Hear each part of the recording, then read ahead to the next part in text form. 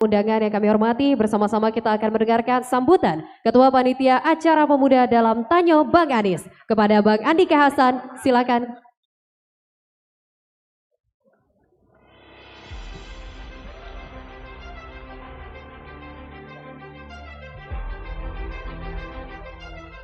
Assalamualaikum warahmatullahi wabarakatuh. Baiklah, izin. Selamat datang kami ucapkan kepada Bapak, kalau di sini Abang panggilannya, biar merasa akrab, Abang Anies. Izin Bang, selamat datang kami ucapkan di Sepujuk Jambi 9 Lurah. Dan abang-abang dari Timnas dan abang-abang dari TKD yang telah membantu kawan-kawan dan tim-tim dari pemuda, BEM, Paguyuban dan OKP seprovinsi Jambi. Selalu berdiri dengan salam, tanjurkan kepada Rasulullah SAW dan ucapan Allahumma sholli ala sayyidina Muhammad wa ala ali sayyidina Muhammad.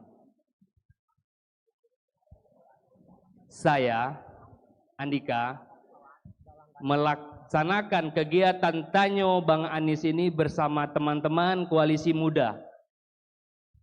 Itu kegiatan ini kegiatan untuk kaum-kaum muda. Alhamdulillah hari ini yang terdata hadir di ruangan ini sangat membludak Bang. Ditambah lagi teman-teman relawan yang luar biasa antusiasnya, karena ini sebenarnya kegiatan pemuda tapi relawan rela menerobos untuk bertemu abang kita, Abang Anies Rashid Baswedan. Karena apa? Karena magnet beliau untuk memimpin Indonesia ke depan. Mungkin saya tidak banyak berbicara. Saya harap untuk teman-teman mahasiswa OKP maupun Paguyuban yang ada di seprovinsi Jambi setelah ini kondusif. Ikut kegiatan aturan yang dibuat oleh panitia. Mungkin terakhir saya ingin berpantun sedikit yang telah saya siapkan. Jalan-jalan ke Angso Duo. Jangan lupa membeli pinang. Kita jangan sampai menduo. Kalau mau Anies menang. Saya akhiri. Wallahul muwaffiq ila aqwamit thoriq. Wassalamualaikum warahmatullahi wabarakatuh. Terima kasih atas sambutan Ketua Panitia Acara Pemuda, Bang Andika Hasan. Hadirin sekalian, tibalah saatnya kita akan bersama-sama menyaksikan orasi kebangsaan. Kita berikan tepuk tangan yang paling meriah untuk Bang Anies Baswedan.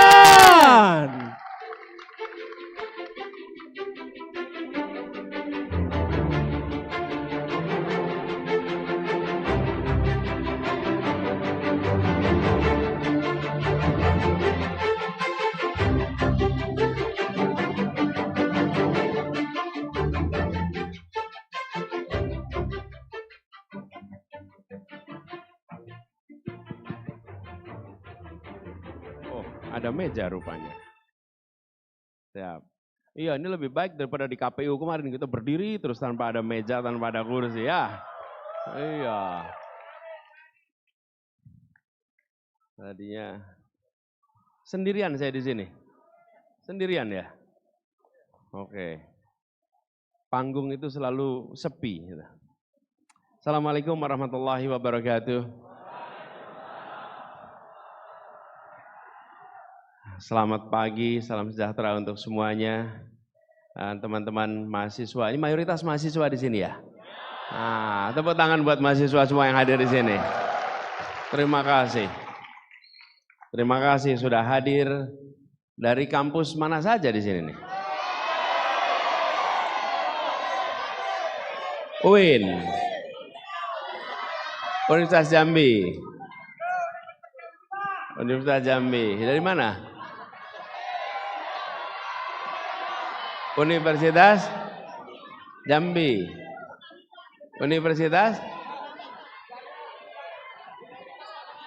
Universitas Batanghari. Nah, yang kuning itu dari mana tuh? Baitur Rahim. Nah, keras tapi nggak bareng-bareng. Jadi nggak kedengeran apa nih? Yang biru itu mana biru? Politeknik Jambi. Ya, mana lagi nih yang belum kesebut? Dari Darul Ulum, Saro Langun, oke. Anda sendirian? Sendirian, oke. Baik, teman-teman sekalian. Ya, pokoknya semua saja. Walau tak tersebut namanya lewat mikrofon, insya Allah tercatat kehadirannya dalam catatan perjuangan adik-adik semua ya. Jadi teman-teman yang saya hormati, saya senang sekali bisa tiba kembali di Jambi. Alhamdulillah, sengaja saya pakai kaos tulisannya Jambi ini. Biar semua yang lihat tahu ini lagi di Jambi, bukan tempat lain ya. Nah, kami hadir ke sini ingin berdialog dengan teman-teman semua. Ingin mendengar ceritanya, tapi sebelum itu dimulai, saya ingin sampaikan terima kasih pada panitia yang sudah menyiapkan acara ini. Beri tepuk tangan buat teman-teman panitianya. Tadi saya ditemani oleh yang sudah memberikan sambutan tadi, Pak Jazilul Fawaid, Wakil Ketua PKB dari Jakarta, sekaligus Wakil Ketua MPR RI, beliau ini ya. Dan tadi juga Bang Iben Rifa ini asal dari Jambi. Alhamdulillah sekarang menjadi salah satu pengusaha sukses di Jakarta, dan kami minta beliau membantu di tim sebagai deputi pengusaha di timnas kita. Kemudian saya ingin menyapa khusus kepada Ketua TPD Jambi, Pak Sarif Fasha. Mana Pak Sarif Fasha? Oke, Pak Sarif Fasha. Makasih. Dan seluruh jajaran partai di sini, ada Nasdem, ada PKS, ada PKB, dan juga teman-teman semuanya. Oh, ternyata nama kampusnya sudah ada di sini. Ya, saya sebut aja ya. Tapi udah ada disebut semua ya tadi ya. Udah. Oh, belum. Nanti saya sebut ada yang kelewatan. Universitas Adibangsa. Kemudian Universitas Jambi. Politeknik Jambi, Stikes Baitur Rahim Jambi, UIN STS Jambi, STAI Darul Ulum Sarulangun yang tadi ya. Wah, ini sendiri tapi mantap suaranya. IAI Nusantara Batanghari. Kenapa sih kalau dipanggil gitu? Hah?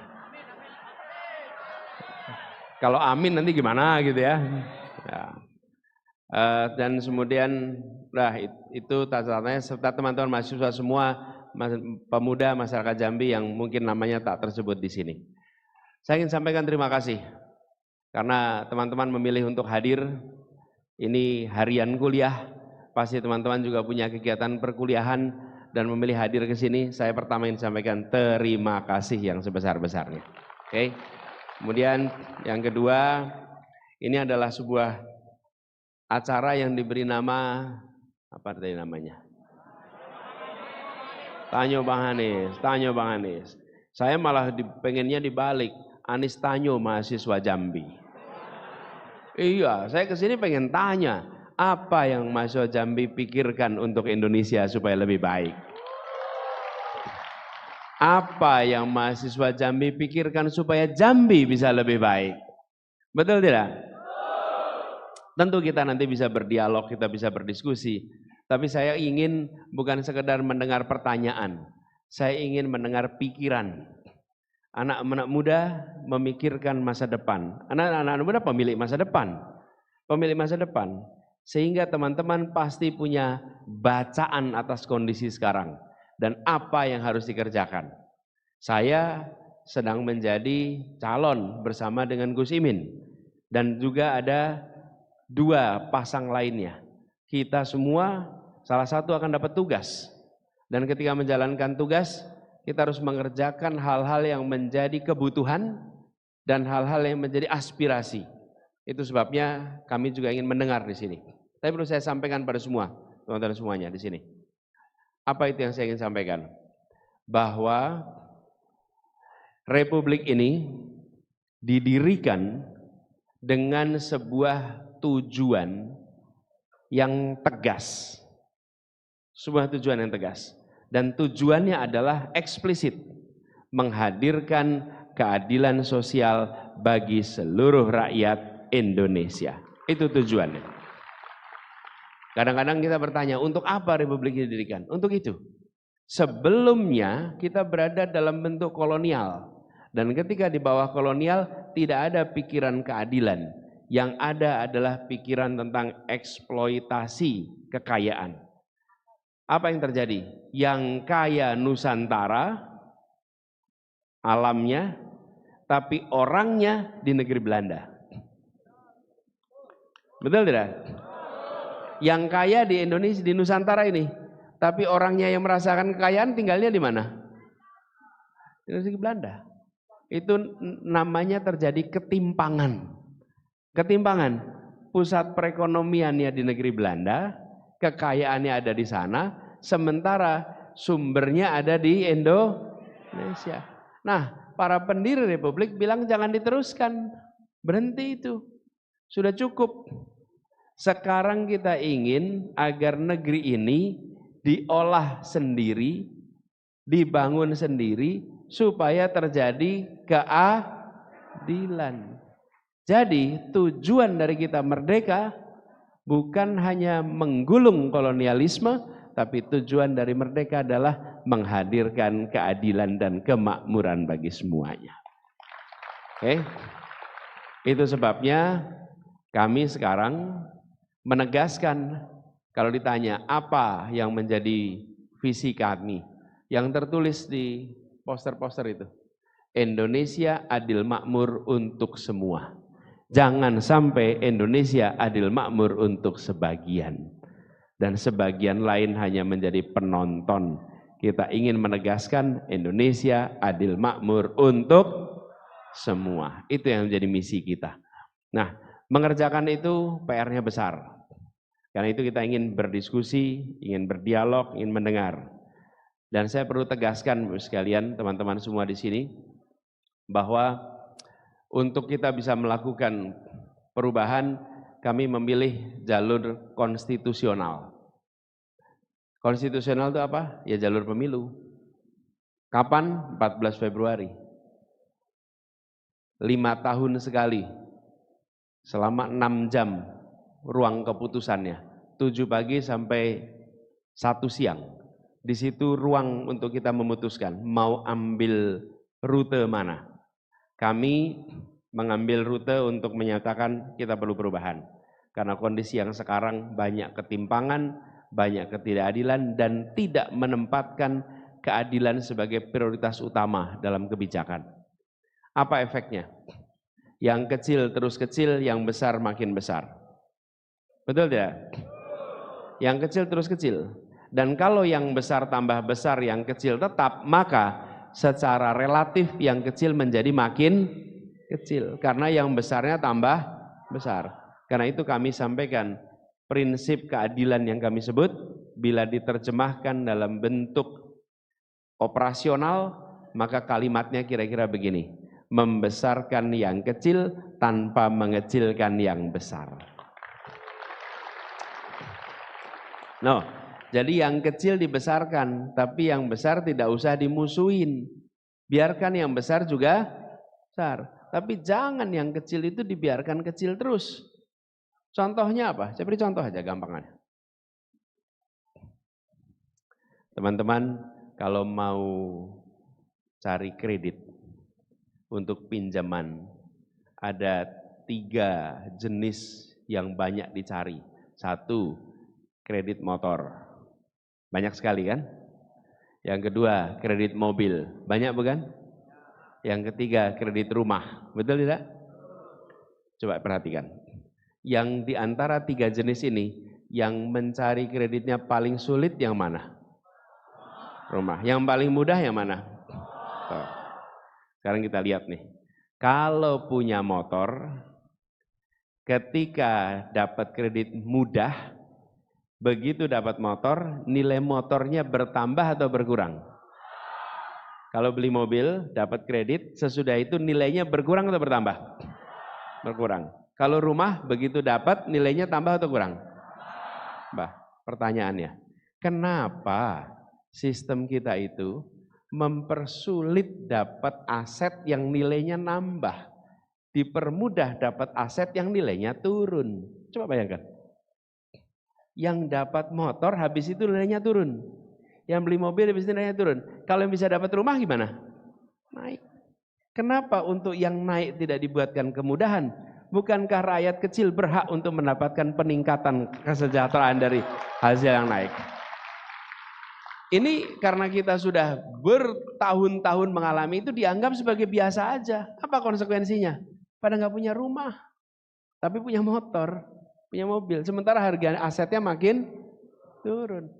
Ini salah satu contoh. Karena itu kita berencana KPR untuk semua supaya anak-anak muda mudah mendapatkan rumah. Gampang. Tapi bukan soal anak muda dikasih rumah, bukan. Ini soal mindset. Sudahkah kebijakan kredit kita adil? Sudah belum? Belum. Saya beri contoh lagi nih. Membangun rumah, bangun rumah nih. Sama-sama nih. Saya beri contoh. Yang satu bekerja sebagai pedagang di pasar. Yang satu bekerja sebagai pegawai. Penghasilannya, sebutlah biar gampang aja, per bulan dapat 7,5 juta misalnya, masing-masing. Sama-sama dapat 7,5 juta. Kalau ke bank, yang pedagang sama yang pegawai, mudah mana dapat kredit? Mudah mana dapat kredit? Pegawai. Kalau yang pedagang gampang nggak dapat kredit? Susah. Kenapa? Ya pokoknya aturan, bukan? Aturan, bukan? Bayangkan kalau Anda jadi seniman, bayangkan kalau Anda jadi budayawan, gimana cari kredit coba? Lah seniman budayawan bukan pegawai. Mereka dari mana bisa punya rumah? Kalau aturan kita selalu menganggap harus sektor formal baru dapat kredit. Kalau informal tidak dapat kredit. Apakah itu adil? Harus diteruskan? Perlunya apa? Perubahan. Jadi bukan soal kita mau mengganti presiden, wakil presiden, bukan. Ini mau mengubah supaya kebijakan-kebijakan yang saking lamanya berjalan sampai tidak dianggap sebagai masalah. Sehingga banyak dari kita tidak bisa, yang kalimat tadi, yang kecil menjadi besar tanpa mengecilkan yang besar.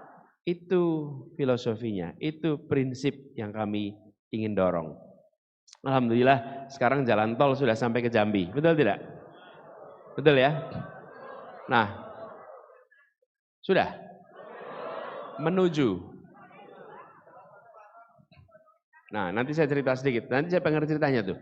Di mana-mana semua orang bilang tentang jalan batu bara. Nanti kita pengen dengar. Saya beri contoh nih. Bangun jalan tol. Jalan tol ini lebarnya kalau dibebaskan tanahnya kira-kira 80 sampai 100 meter. Dibebaskan. Dibebaskan itu artinya dibeli oleh investor. Karena jalan tol itu yang membangun adalah investor. Nanti Bapak Ibu menggunakan jalan membayar pada investor. Gitu kira-kira. Nah, apa yang terjadi? Jalan itu dijual, tanah itu dijual, dibeli oleh investor. Pemilik tanah di situ sudah tinggal bergenerasi-generasi. Dibelilah tanahnya, dijadikan jalan tol. Dia pindah. Betul ya? Ini pertanyaan saya. Bolehkah rakyat yang punya tanah di situ bukan cuma dijual tanahnya, bukan cuma dibeli tanahnya, tapi rakyat di situ punya proporsi saham di jalan tol sesuai dengan ukuran tanah yang dia miliki. Boleh tidak? Sehingga keuntungan dari jalan tol bukan hanya dinikmati oleh investor, tapi dinikmati juga oleh orang yang punya tanah. Boleh nggak itu? Boleh. Kenapa tidak dikerjakan? Karena tidak memasukkan pertanyaan sederhana ketika menyusun kebijakan. Apakah pembangunan yang akan dikerjakan memberikan rasa begitu dimasukkan kata itu, langsung cari caranya supaya adil. Betul tidak? Nih di jalan tol, ada rest area tidak jalan tol itu? Ada. Pertanyaan. Tanahnya beli dari orang lama bukan? Yang punya tanah di situ. Pertanyaan saya, yang punya rest area orang mana ya? Investor, dari mana kira-kira? Ya dari Jakarta lah. Memangnya dari Jambi? Dari Sumatera Selatan? Tidak. Orang investor dari Jakarta beli tanahnya, jadilah rest. Udah setelah dijual, kira-kira gimana perasaan orang yang menjual tanah itu? Kemudian ketika lihat ribuan mobil berhenti tiap bulan di situ. Belanja di situ, makan di situ. Apa yang terjadi? Coba dulu saya yang punya, saya bikin sendiri. Betul tidak? Apa susahnya rest area itu diberikan kepada koperasi, desa, kelurahan, kecamatan di tempat yang kelewatan jalan tol? Apa susahnya? Sehingga ketika ribuan orang mampir ke situ tiap bulan, pendapatannya bukan pergi ke Jakarta, pendapatannya dirasakan oleh yang sini. Jadi saya ingin sampaikan kata kuncinya keadilan. Nah, teman-teman di Jambi punya tantangan tersendiri. Tadi disebutkan oleh Bang Iben soal hilirisasi. Betul ya Bang Iben? Banyak produk-produk yang dihasilkan di sini tapi keluar sebagai bahan mentah. Harus dilakukan hilirisasi supaya hasilnya menjadi berkeadilan, supaya manfaatnya bukan hanya dirasakan yang luar Jambi. Nah, teman-teman, itu pengantar aja dulu dari saya. Kami berharap bisa mendengar pandangan dan bisa berdiskusi bersama dengan teman-teman. Ada moderatornya nggak di sini atau langsung Anda? Kalau boleh Anda bantu saya untuk berdiskusi ya. Baik, terima izin kasih. Bang Anies. Assalamualaikum warahmatullahi wabarakatuh. Teman-teman semua boleh kita beri tepuk tangan untuk Bang Anies Baswedan.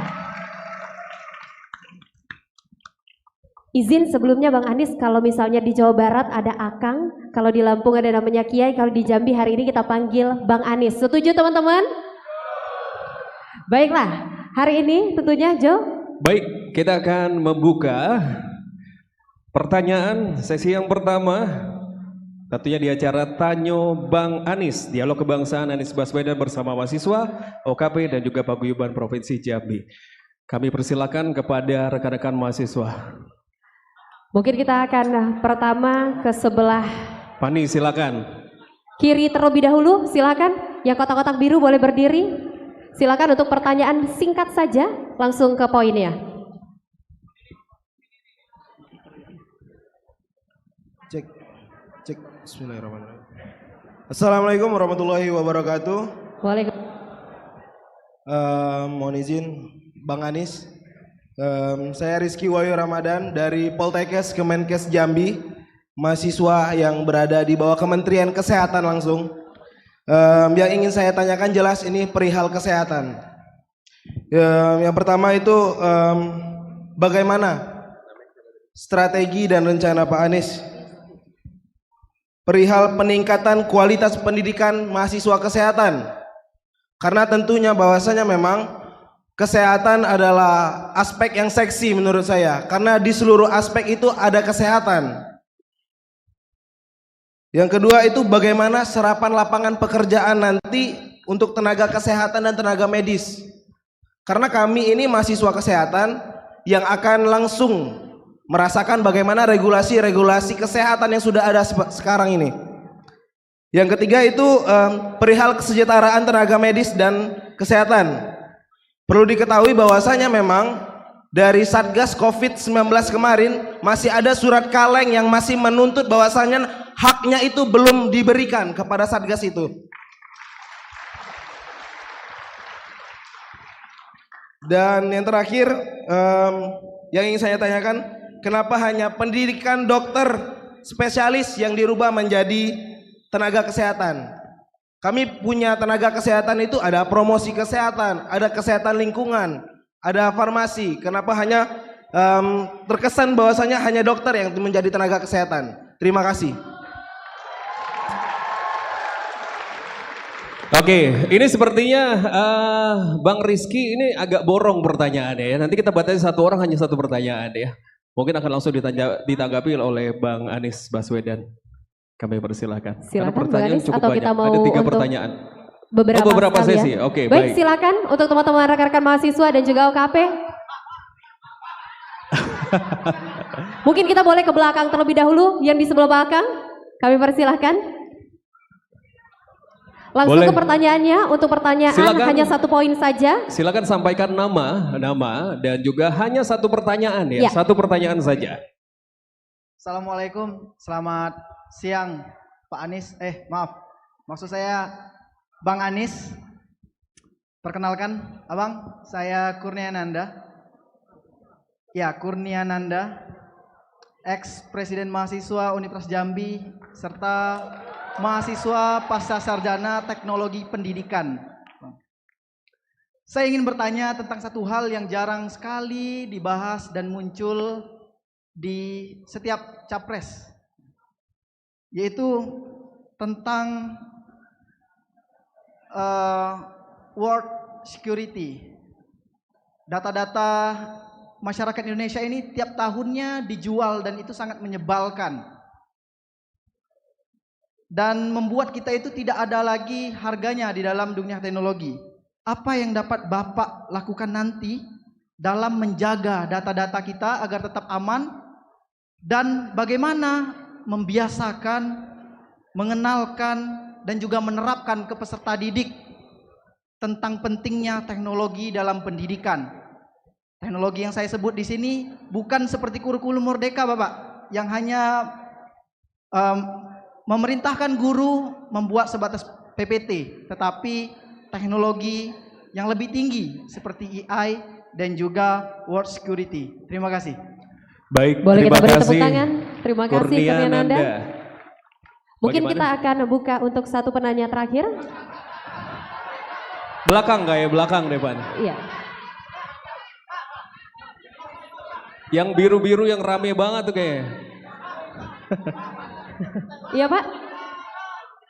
Kita ke sebelah sini. Silakan yang jaket biru, Nevi.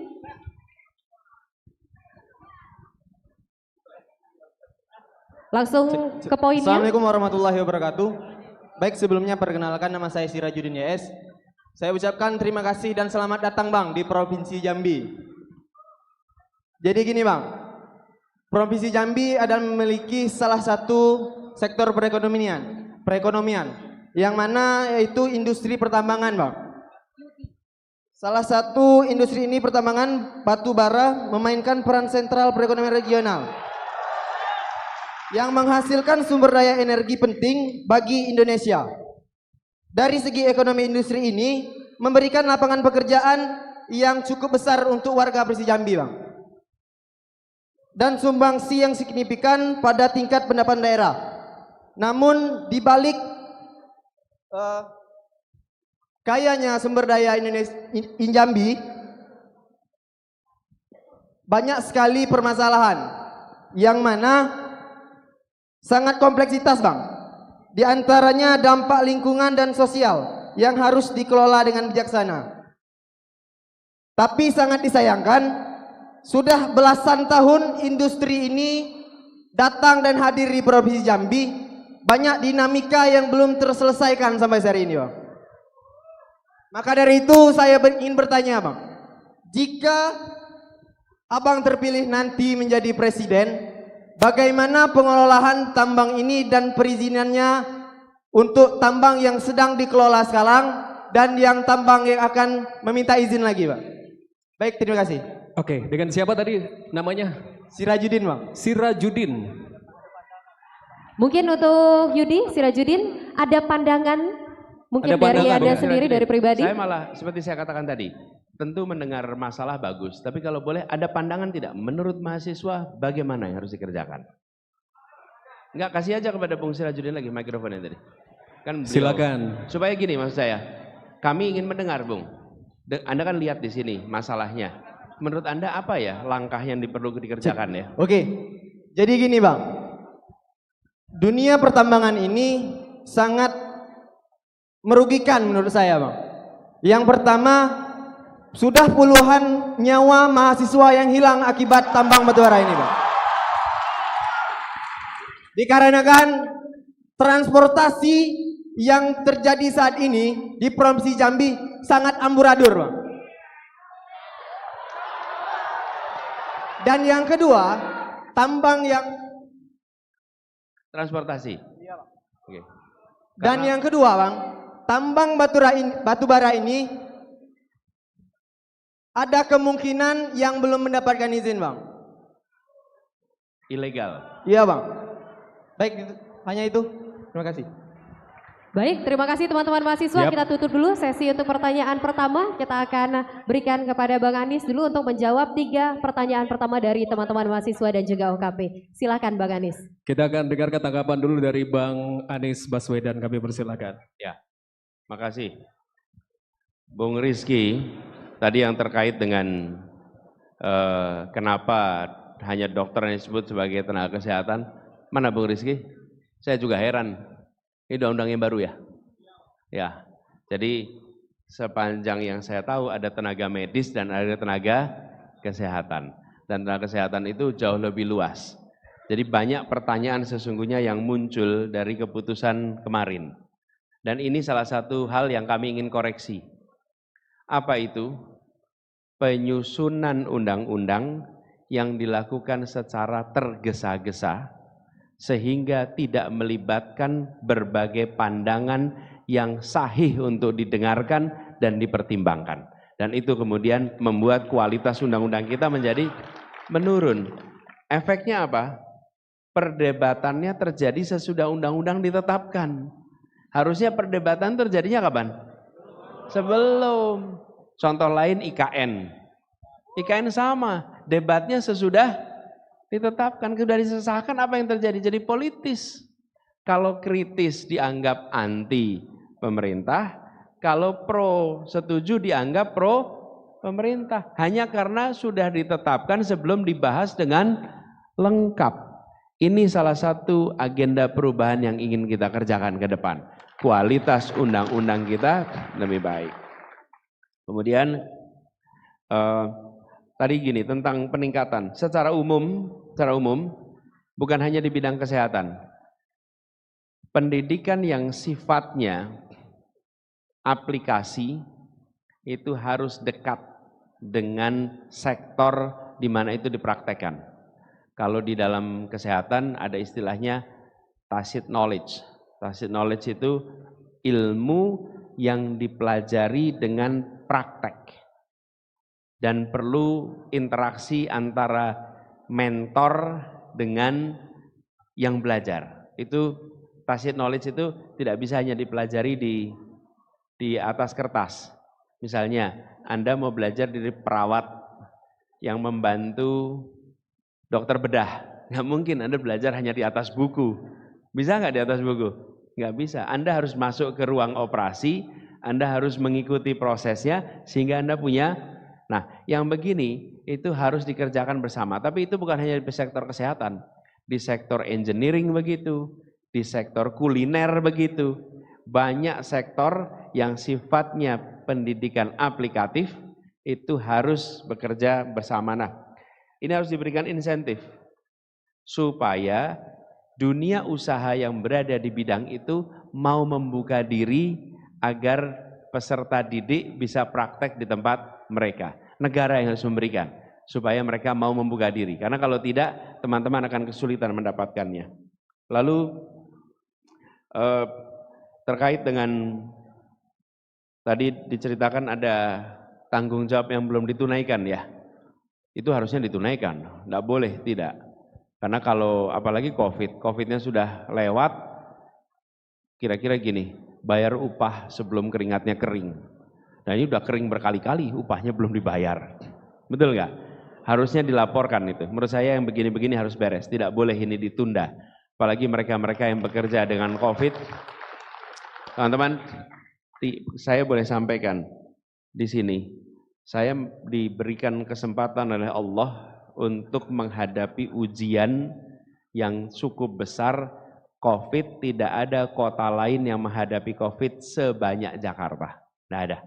Dan saya kebetulan bertugas di situ. Jadi saya menyaksikan dari dekat, siapapun yang bekerja menangani urusan COVID, dia berurusan dengan risiko yang cukup besar. Kalau yang dari jauh itu cuma dengar laporan. Tapi kalau yang bekerja sehari-hari, itu tahu persis risikonya sangat besar. Jadi ini harus dibereskan, tidak ada pengecualian. Kemudian soal lapangan pekerjaan, saya melihat begini, di bidang kesehatan ini permintaan akan makin hari makin meningkat. Bersamaan dengan kesejahteraan meningkat, fasilitas pendidikan, fasilitas kesehatan itu pasti akan meningkat juga. Sehingga kebutuhan tenaga kerja akan meningkat. Nah, yang diperlukan adalah data antara kebutuhan dan pendidikan serta lulusannya. Saya melihat ke depan disiapkan semacam pusat clearing house yang membutuhkan bisa melaporkan, yang lulus bisa mendapatkan informasi tentang lapangan pekerjaan di dunia kesehatan, gitu ya. Bung Kurnia, soal teknologi pendidikan, ya, saya setuju sekali soal ini. Hari ini pendidikan kita itu unik. Anak kita abad 21. Gurunya abad 20. Sekolahnya abad 19. Ya, coba Anda lihat.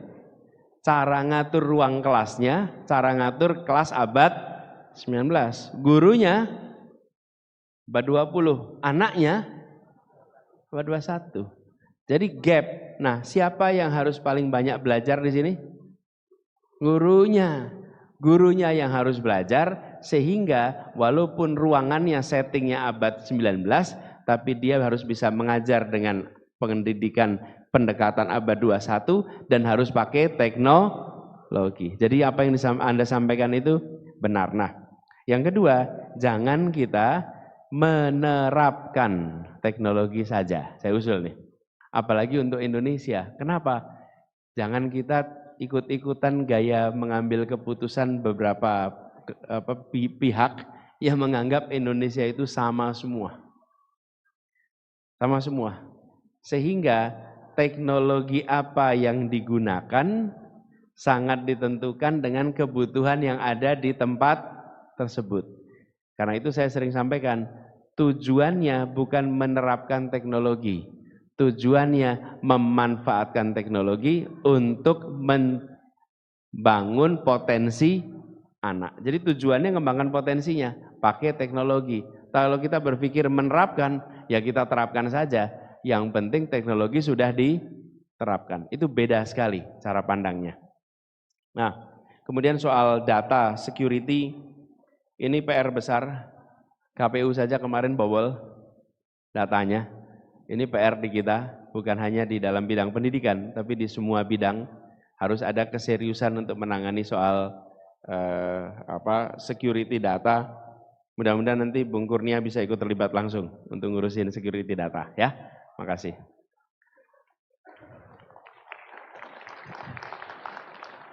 Nah, yang disampaikan tadi, namanya bukan Yudi, Anda tadi? Sirajudin. Terima kasih Bung Sirajudin. Jadi jalan yang sama dipakai untuk angkutan batu bara dan dipakai untuk kendaraan masyarakat, sehingga jalannya rusak, sehingga sering kecelakaan, sehingga merugikan bagi masyarakat, sementara yang batu bara mendapat keuntungan, gitu ya kira-kira. Betul ya? Kenapa tidak dibuat jalan khusus ya?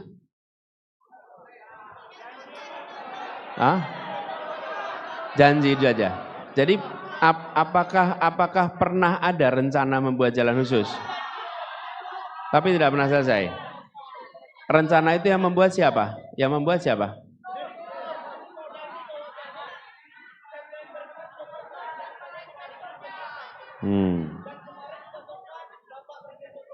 Bentar. Kasih mikrofon coba. Jadi Saya pengen dengar.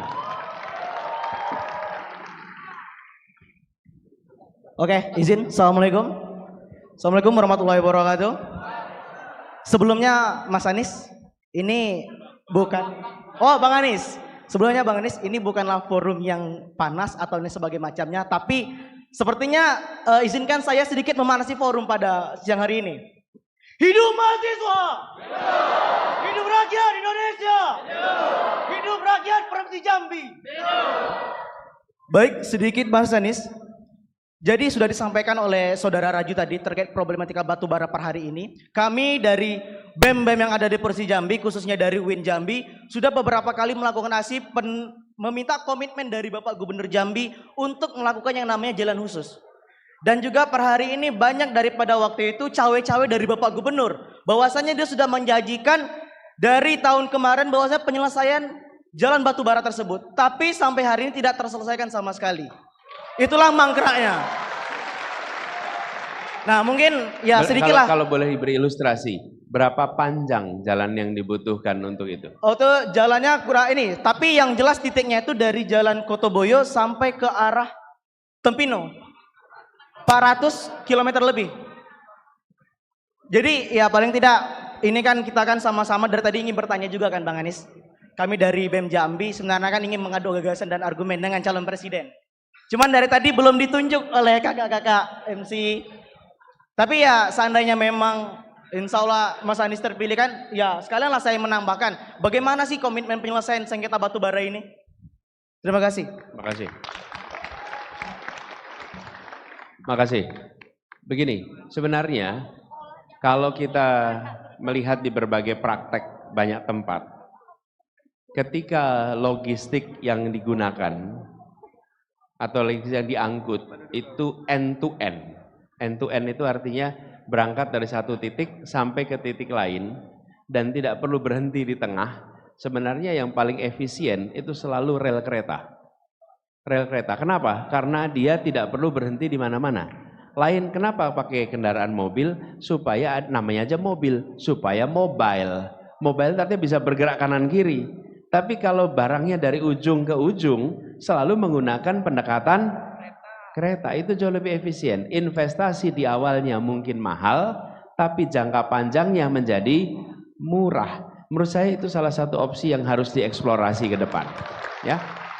Dan sesungguhnya kalau kita lihat sejak era kolonial dulu ketika teman-teman lihat jalur kereta api itu selalu jalur logistik untuk batu bara di Sawah Lunto, untuk di Pelaju, BBM dan lain-lain.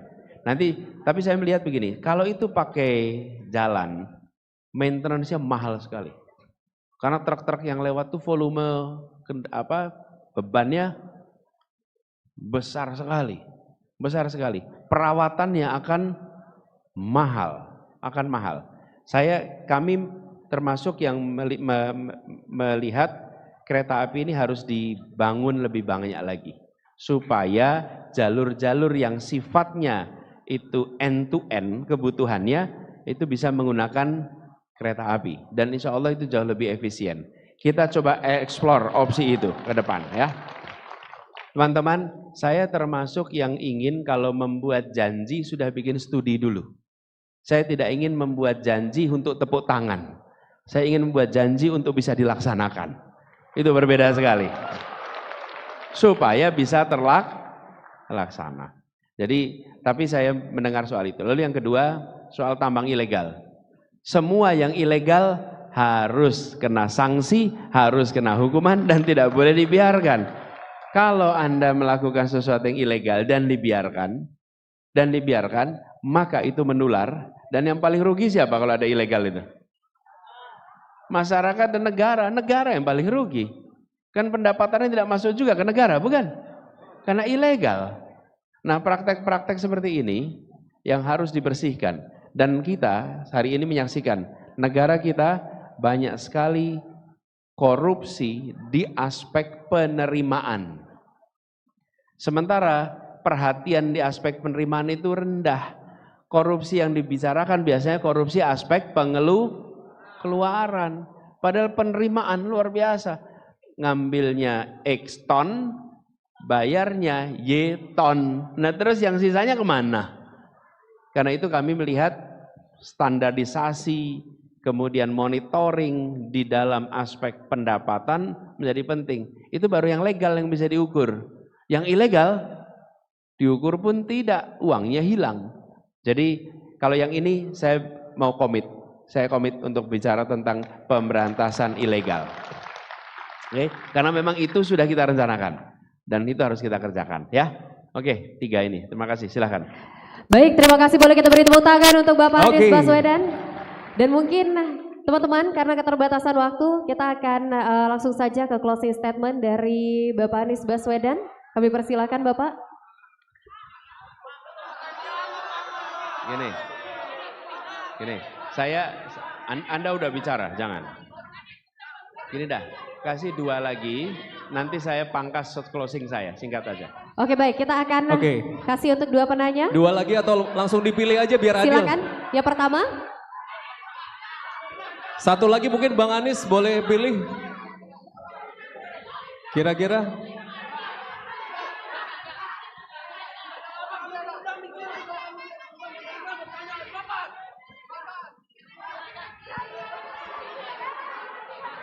Sebentar.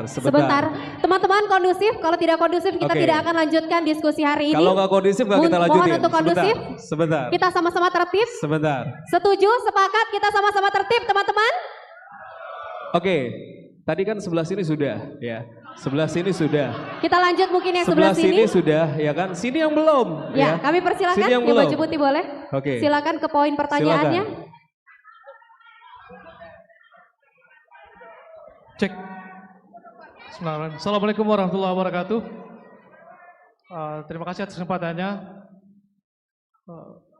Perkenalan saya Doni Anggara dari Sarulangun, Pak. Doni, Pak. Doni. Dari komunitas remaja peduli sesama, Pak. Jujur, Pak, saya grogi sekali bukan karena ramai, tapi karena aura presiden Bapak itu kuat sekali, Pak. Kemudian saya tidak banyak bertanya, saya mungkin nanti singkat saja Pak. Ini terkait isu lokal, isu daerah, yang mana ini juga masuk dalam visi misi Bapak terkait pemerataan infrastruktur Pak ya di setiap daerah. Jadi Pak, sebenarnya Jambi ini tidak kalah dari daerah-daerah lain di Sumatera Pak, soal pariwisata. Pariwisatanya sudah kelas dunia Pak. Kita di Jambi punya Candi Moro Jambi Pak, yang termasuk dalam kawasan percandian terbesar di Asia Tenggara Pak. Kemudian juga kita punya Gunung Kerinci, salah satu gunung tertinggi. Kemudian juga kita punya Geopark Merangin Pak. Geopark Merangin yang masuk dalam UNESCO Pak. UNESCO Global Geopark. Tapi yang jadi masalah adalah Pak, karena itu kan sudah kelas dunia semua Pak, pariwisata kita Jambi. Tapi kita masih kalah dalam hal soal wisatawan Pak. Wisatawan asing. Saya pikir masalahnya adalah soal akses Pak. Kebanyakan wisatawan-wisatawan asing itu langsung kalau mau ke Sumatera itu lewat Padang dulu karena bandara internasional di sana. Mau ke Kerinci lewat Padang dulu, lewat Sumsel dulu. Nah di Jambi akses itu kurang Pak, terutama akses transportasi Pak. Mungkin ke depan akses transportasi itu dibangun di Jambi, terutama bandara internasional Pak kalau bisa di Jambi. Langsung ke pertanyaan, supaya nanti, silakan. Bisa membantu perekonomian terutama dalam hal pariwisata di Jambi Pak. Terima kasih.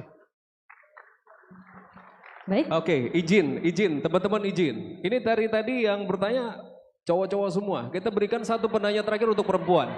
1 untuk perempuan, kita akan berikan. 1 untuk perempuan, silakan. Baik, mungkin boleh Bang Anies yang pilih atau kita yang pilih Bang? Langsung saja kita yang pilih. Silakan Bani. Silakan.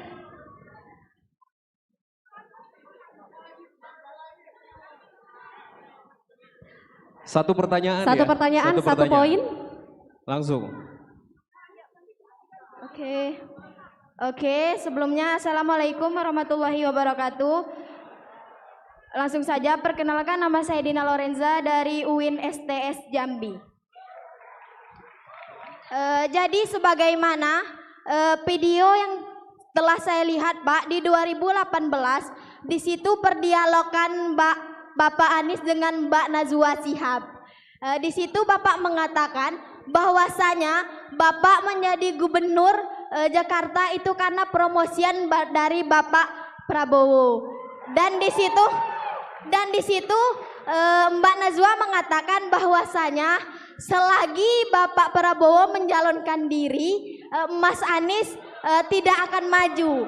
Dan Bapak menjawab, Teman-teman kondusif, teman-teman tenang. Dan Bapak menjawab, Bapak tidak akan menjadi poros selagi Pak Prabowo menjadi presiden. Dan yang saya tanyakan, apa dari sekian banyaknya opsi, kenapa Bapak memilih menjadi presiden? Dan yang ingin saya katakan, kami generasi muda tidak butuh pemimpin yang berkuasa, apalagi yang pandai berjoget di sosial media, melainkan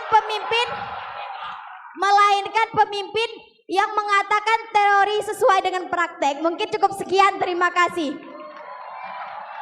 Baik teman-teman, harap untuk kondusif kita dengarkan jawaban dari Bang Anies. Kondusif terlebih dahulu.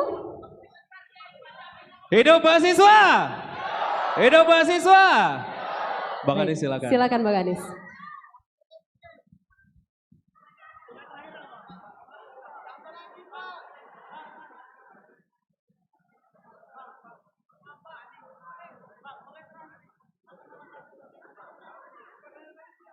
Gini, teman-teman, ini teman-teman sekalian, kita senang sekali bahwa teman-teman punya aspirasi yang banyak, punya pikiran yang banyak. Itu artinya kita tidak diam. Saya mohon kalau teman-teman berkenan, Anda tuliskan, tapi tolong tuliskan nama dan nomor HP juga, sehingga saya bisa komunikasi lebih jauh ya. Kenapa teman-teman?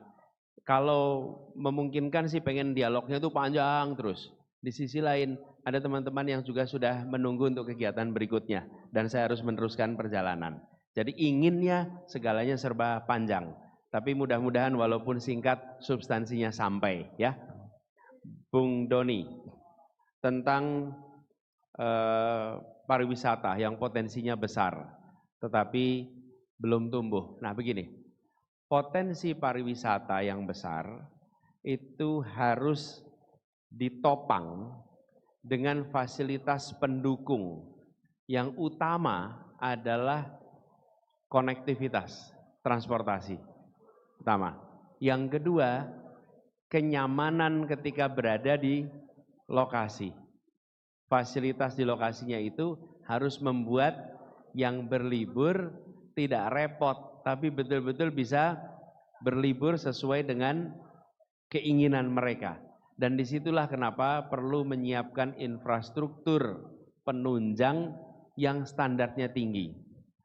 Yang ketiga, perlu ada pekerja pariwisata yang melayani dengan standar pengunjung, bukan standar tuan rumah. Ini beda ya, pengunjungnya datang dengan standar pelayanan yang mereka pernah alami di tempat-tempat lain, lalu datang ke tempat pariwisata yang baru, ternyata standar pelayanannya tuan rumah beda dengan tamu. Apa yang terjadi? Tamunya kecewa. Karena itu standar pelayanan harus tingkatkan, dan itu artinya kualitas pelayanan dan orang-orang yang bekerja harus ditingkatkan standarnya.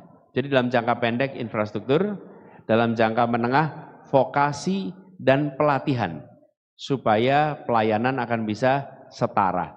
Sesudah itu pemerintah harus bekerja bersama swasta, membantu swasta mempromosikan.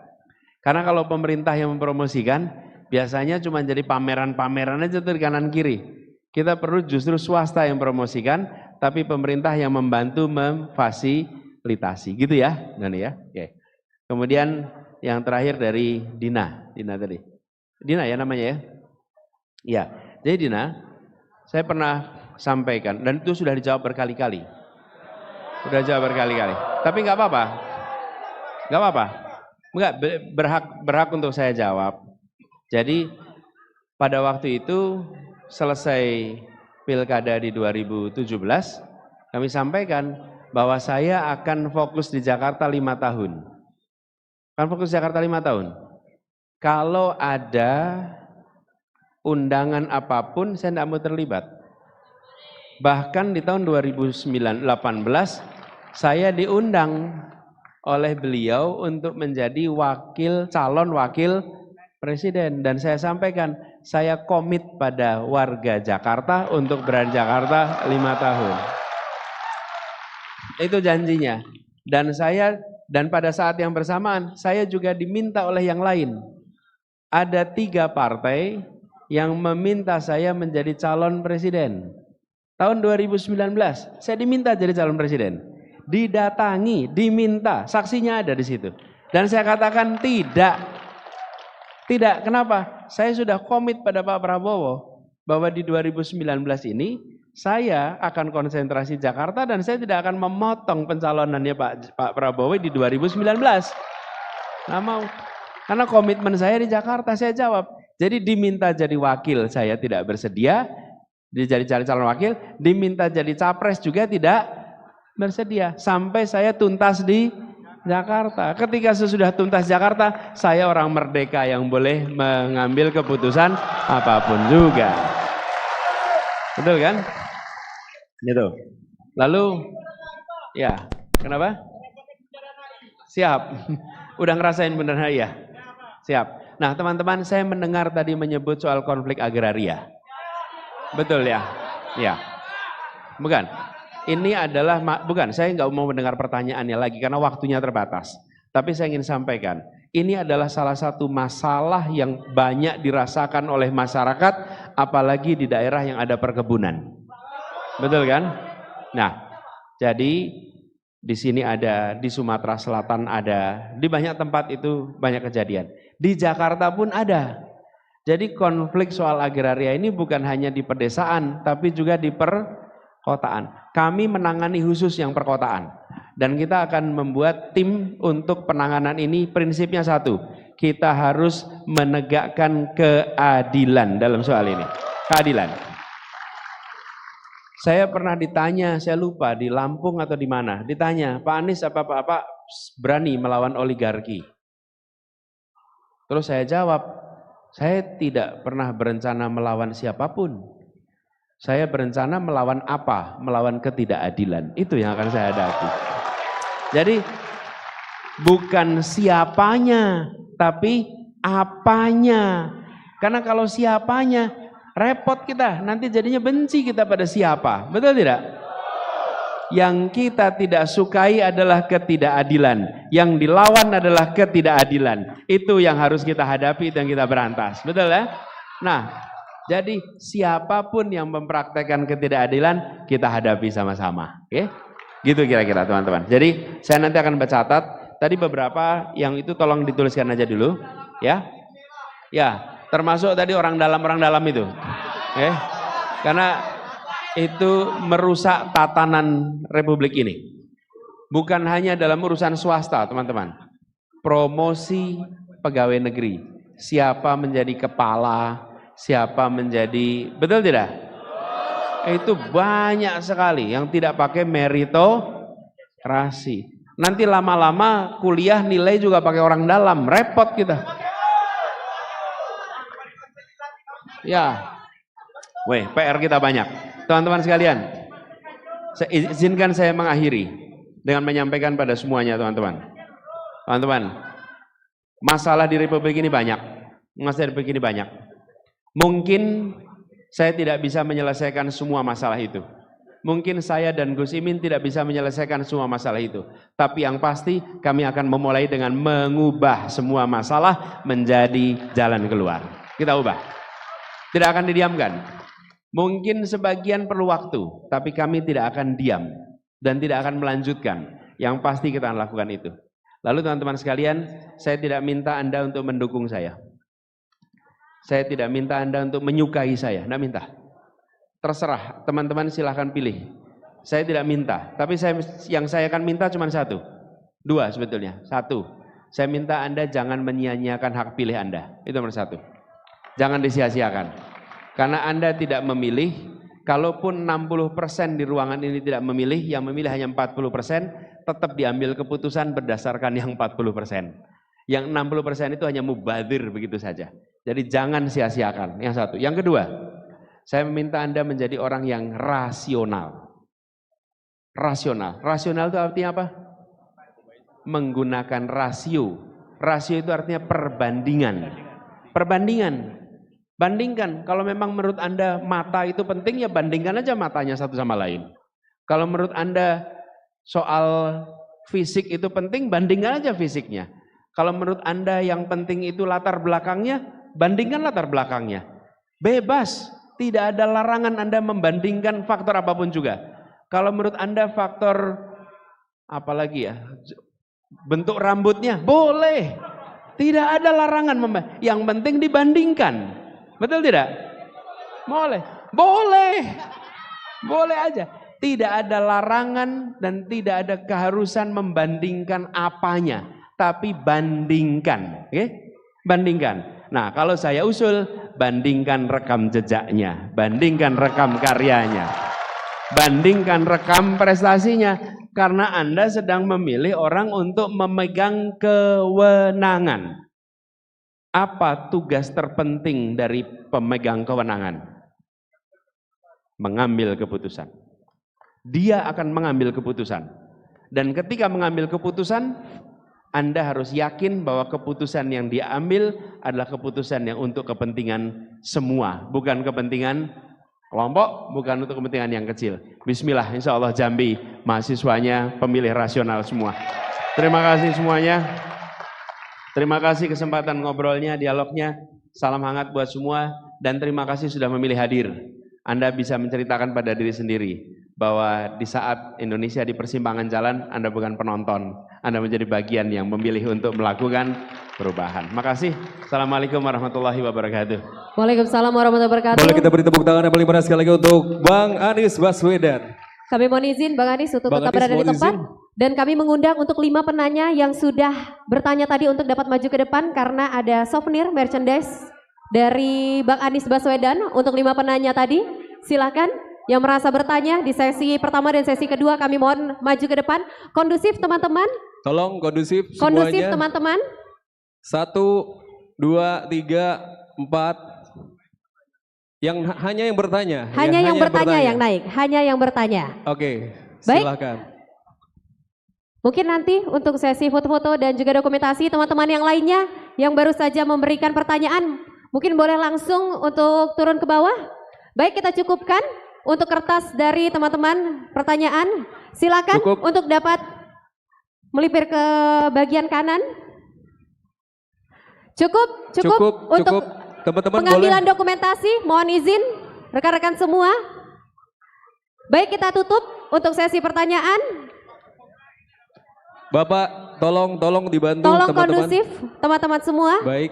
Ya, boleh baik, langsung berbaris yuk. Silakan 1, 2, 3, 4, 5. Baik, kumpul. Terima kasih. Dina, sebelah sana. Di sebelah sana. Oke. Ini dia untuk 5 penanya tadi, Bapak. Silakan Bang Anies.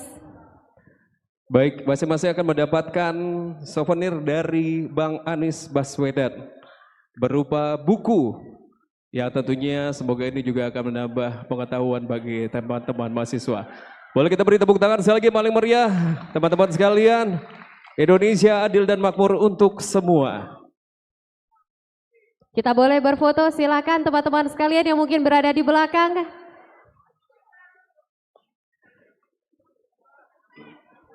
Bang Anies mungkin biar adil masing-masing sisi kali mau foto bareng. Masing-masing sisi ya. Oke.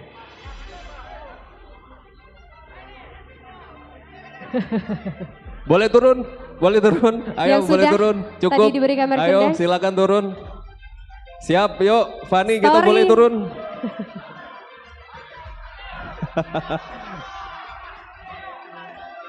Teman-teman mahasiswa mana semangatnya untuk Anies Baswedan. Terima kasih banyak Bapak. Dan tentunya terima kasih banyak untuk Bang Anies. Kemarin saya bilang, kita tidak ingin ada rasa takut lagi dalam berbicara. Oke? Betul tidak? Jangan pernah lagi ada yang menyebut Wakanda untuk menyebut Indonesia. Betul? Jadi kemarin saya bilang Wakanda no more, Indonesia forever. Ya? Baik teman-teman, demikian. Baik, demikianlah rangkaian acara Tanyo Bang Anies. Sekali lagi tepuk tangan untuk mahasiswa yang udah hadir siang hari ini, luar biasa. Terima kasih untuk rekan-rekan mahasiswa dan terima kasih tentunya untuk semua yang sudah turut berpartisipasi dalam kegiatan kita pada pagi hari ini. Mulai dari pagi hingga siang hari ini di Tanyo Bang Anies. Tentunya mungkin memang tidak semua pertanyaan dapat dijawab oleh Bang Anies, tapi semoga tadi untuk orasi dan juga statement yang diberikan Bang Anies dapat menjawab semua pertanyaan kita semua mengenai tentang perubahan yang akan dipikirkan oleh Bang Anies dan juga Caimin nantinya. Baik, kita akan persilakan tentunya kepada Bang Anies Baswedan tentunya mungkin untuk dapat